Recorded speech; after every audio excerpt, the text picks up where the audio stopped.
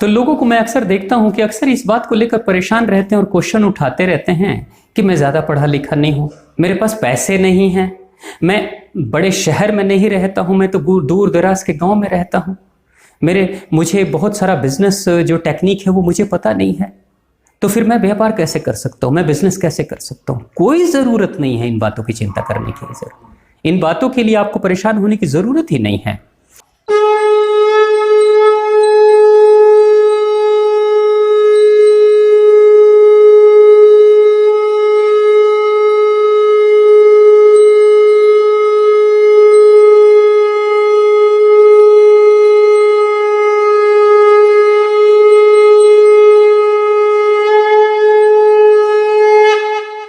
ओम श्री कालिके शुभदेवी सूर्यकूट निवासने रक्षमार्तमहमाय विश्वरूपे नमस्तुते।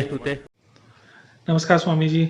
आज जिस बारे में मैं आपसे प्रश्न पूछना चाहता हूँ या बात करना चाहता हूँ वो है कि एक मैं देखता हूँ कि मैं बहुत सारे बडिंग एंटरप्रेन्योर्स जो बच्चे एंटरप्रेन्योरशिप लेना चाहते हैं उनके मन में कहीं ना कहीं एक मिथ है, मतलब एक या तो काल्पनिक बात है, कहीं वो सच्ची बात नहीं है कि वो लोग ये सोचते हैं कि जितने बच्चे किसी बड़े एमबीए कॉलेज से या इंजीनियरिंग कॉलेज से या कहीं बहुत अच्छी एजुकेशन लेके आ रहे हैं वो ही बच्चे एंटरप्रेन्योरशिप में सक्सेसफुल हो सकते हैं।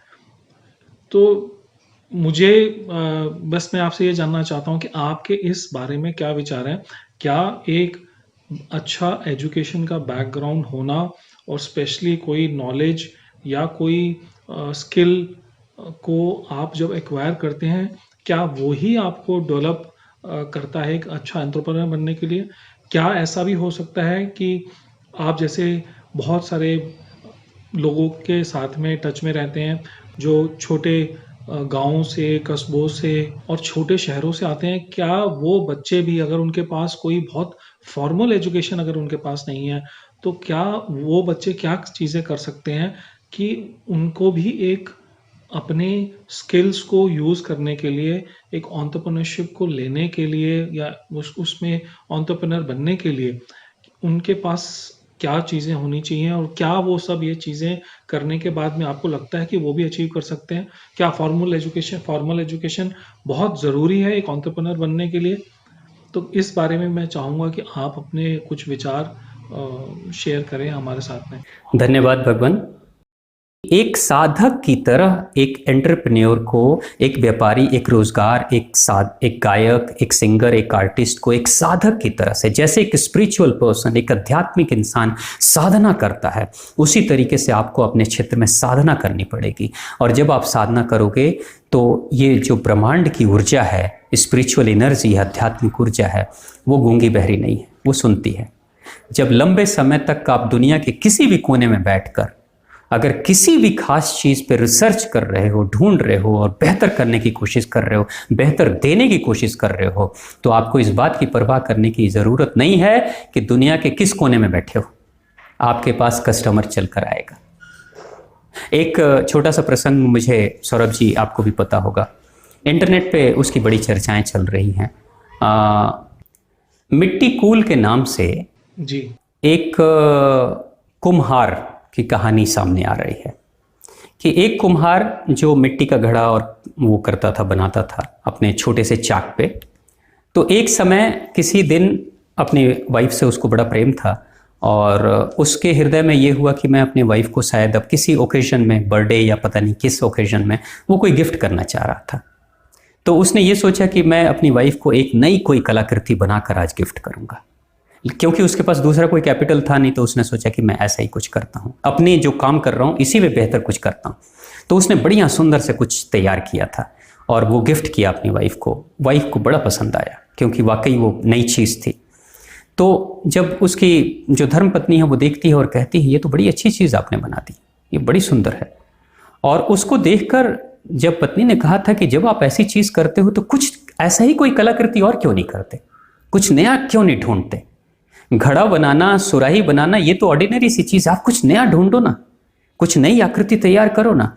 तो वो नई आकृति, नया इन्वेंशन करने के लिए, नई आकृति को ढूंढने के लिए उस बंदे ने धीरे धीरे जब वो मिट्टी पे ही प्रयोग करने लगा, मिट्टी के ऊपर ही शोध करने लगा, उसकी आकृति पे शोध करने लगा, तो आज स्थिति उस इंसान की ऐसी है, वो इंसान बहुत पढ़ा लिखा नहीं है, लेकिन जब उसके पास उस तरह की चीजें तैयार होनी शुरू हो गई तो कस्टमर आने लगे उसके पास, लोग धीरे धीरे आने लगे, और आज वो इंटरनेशनल प्लेटफॉर्म पे उस आदमी के बनाई हुई चीज़ों का सप्लाई हो रहा है, जिसको मिट्टी कूल के नाम से इंटरनेट पे वो सारी चीज़ें उपलब्ध हैं। बड़े बड़े बिजनेस टॉक में उस इंसान को बुलाया जाता है और वो इंसान जाता है और अपनी बात करता है। तो आज वो लाखों लोगों का प्रेरणा स्रोत बना हुआ है। जी स्वामी जी, बहुत अच्छा, बहुत उत्तम कहा आपने। लेकिन ये चीज़ कहाँ से आई? जब उसने अपने पे शोध किया, अपने को अपने तरफ से बेहतर देने की उसने जब कोशिश की, एक नई चीज निकालने की कोशिश की, जो चीज उसको सबसे ज्यादा पसंद थी, जब उसने अपना बेस्ट परफॉर्मेंस दिया तो दुनिया ने भी उसको हाथों हाथ लिया। और आज देखिए पूरी दुनिया में उसके प्रोडक्ट्स की सप्लाई हो रही है, डिमांड चल रहा है और बहुत बड़े लेवल पे उसका व्यापार बिजनेस चल रहा है। तो यहाँ उस इंसान ने कभी सोचा ही नहीं था कि मुझे कोई बहुत बड़ा व्यापारी बनना है, उसने कभी सोचा ही नहीं था कि मुझे कोई एंटरप्रेन्योर बनना है, उसने कभी सोचा ही नहीं था कि मेरा व्यापार इंटरनेशनल लेवल पे होगा। उसने तो बस यही सोचा कि मैं बेस्ट प्रोडक्ट दूंगा और हर बार कल जो दिया उससे भी बेहतर आज तैयार करूंगा, ताकि मेरे प्रोडक्ट के ऊपर जब किसी की दृष्टि पड़े तो आंखें बस उसकी ठहर जाए, वहां दिल में जाकर वो प्रोडक्ट मेरा जाकर उसके बैठ जाए।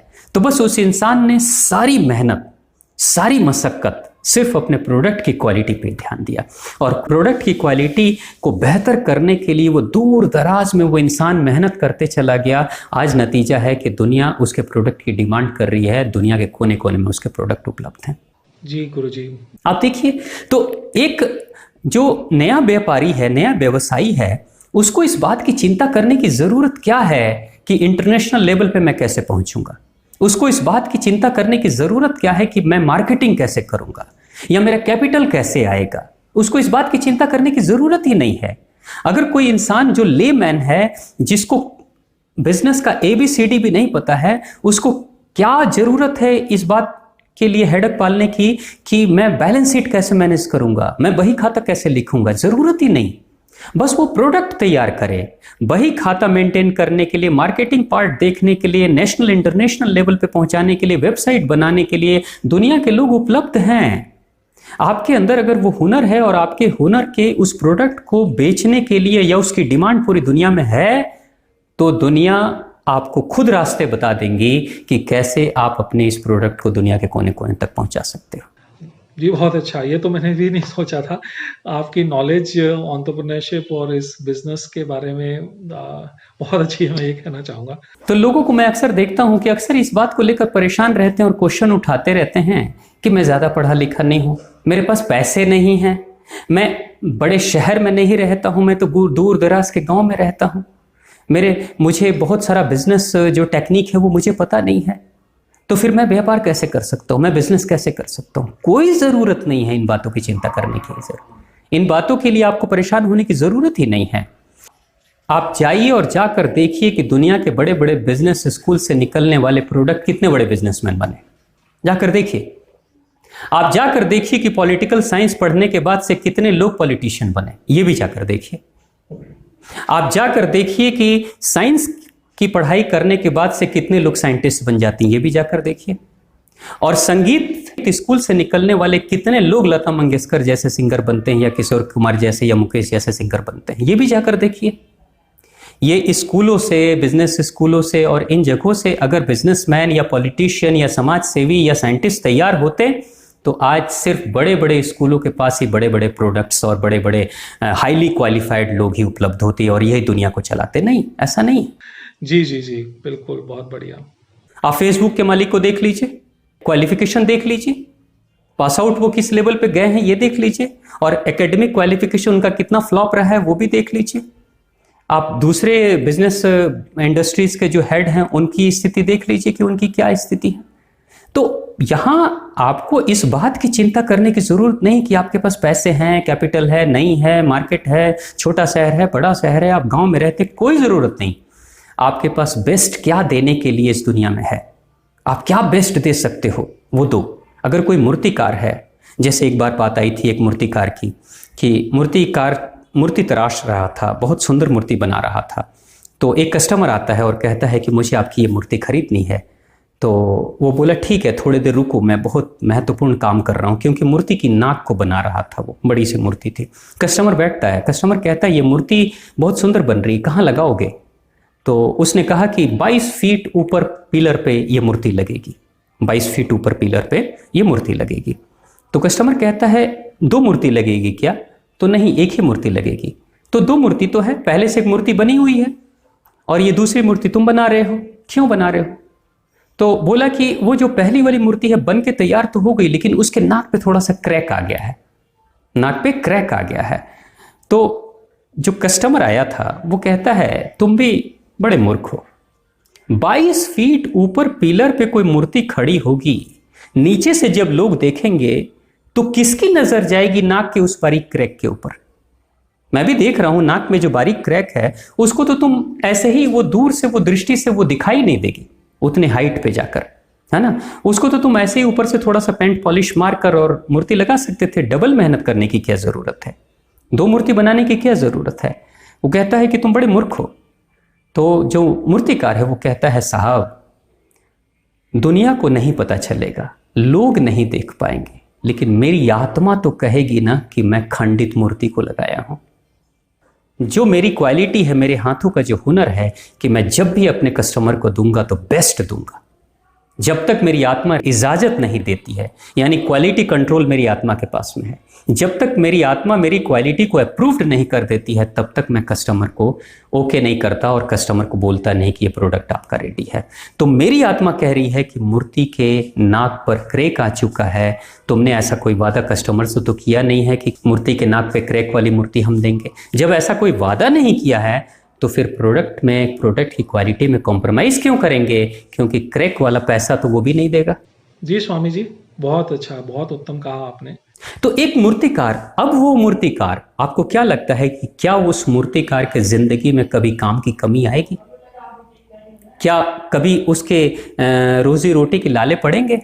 कभी वो खाने के लिए तरसेगा? कभी नहीं तरसेगा, क्योंकि जो कोई भी कस्टमर उसके साथ उसके पास से मूर्ति लेकर जाएगा वो रिटर्न कस्टमर वो उसी का होगा, लॉयल कस्टमर वो होगा, वो कहीं नहीं जाएगा।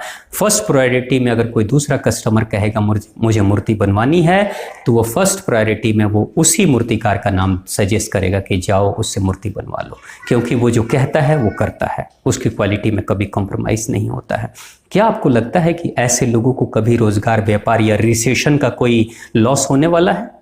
ऐसे लोग चाहे किसी भी परिस्थिति में रहेंगे मगर उनका व्यापार रोजगार चलेगा, क्योंकि लोगों को क्वालिटी पसंद है। जी गुरुजी। और एक चीज और बहुत महत्वपूर्ण है जो ह्यूमन साइकोलॉजी की बात मैं कर रहा हूं, मैं अगर बेईमान हूं